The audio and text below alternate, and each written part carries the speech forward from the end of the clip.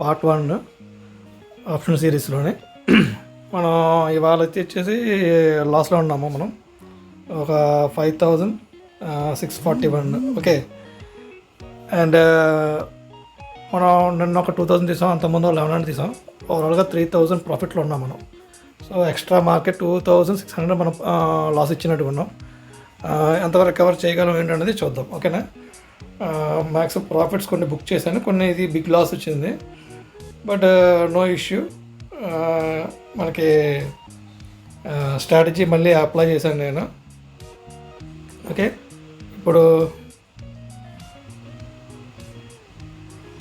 So range వచ్చేసి 24370, 25120. So ఇక్కడ నుంచి బౌన్స్ బ్యాక్ అయితే మనకి ఎక్స్పైరీ వరకు మ్యాక్స్ ప్రాఫిట్ గెయిన్ చేసే అవకాశం ఉంది. చూద్దాం ఏమవుతుంది అన్నది.